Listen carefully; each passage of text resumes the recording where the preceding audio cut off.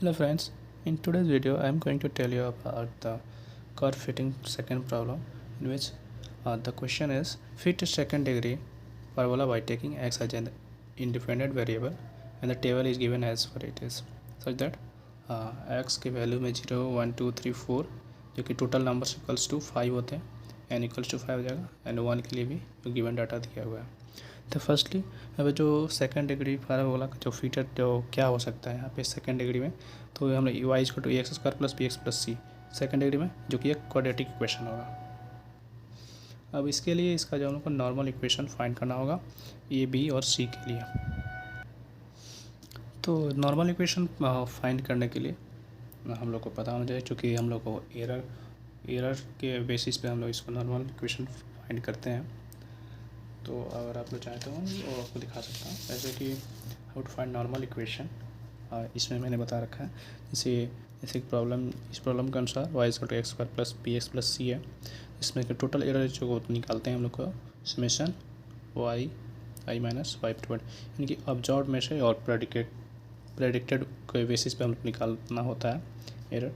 तो सबसे पहले जैसे एरर एट ईच पॉइंट पर हम लोग देखेंगे तो E I equals to Y I minus A X square plus X I plus C हो जाएगा।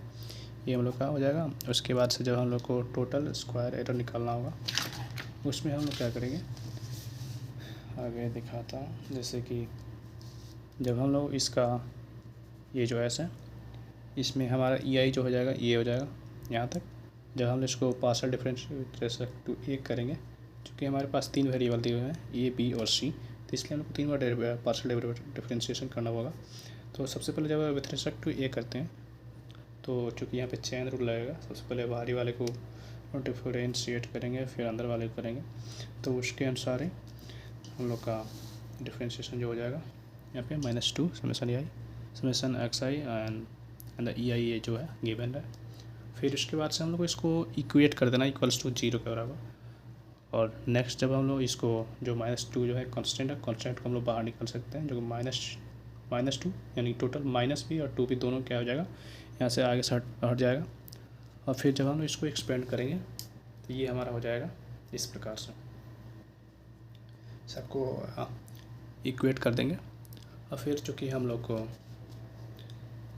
ये जो हमारा फॉर्म जो है रीअरेंज करने पे हम लोग को इस प्रकार का वैल्यू जो है मिल जाएगा।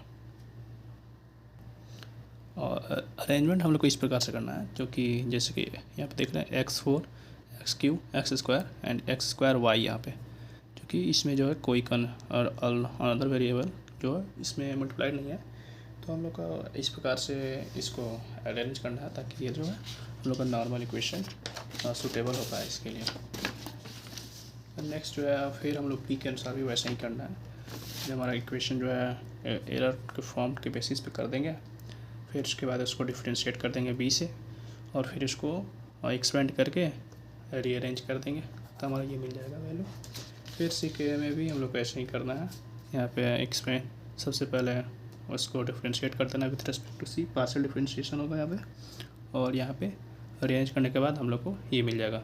यहाँ पे एक और पॉइंट जो है summation of C equals to N C होगा, क्योंकि एन टाइम्स हम लोग समेशन ऑफ सी कर रहे हैं ना, क्योंकि एन टाइप ऑफ सी जो हो जाएगा summation of C equals to N time of C plus ऐसे करते जा रहा है। तो चूँकि हम लोग एन टाइम्स कर रहे हैं, इसलिए यहाँ पे सी हो जाएगा। और एन जो है हम लोग को पहले ही मैंने इक्वेशन में बताया हुआ था, यहाँ पे जो टेबल के अनुसार हम लोग को एन मिल जाता है, वही हो जाएगा एन। इस प्रकार से हम लोग यहाँ पे ये तीनों के लिए नॉर्मलाइजेशन इक्वेशन लोग प्राप्त कर लेते हैं।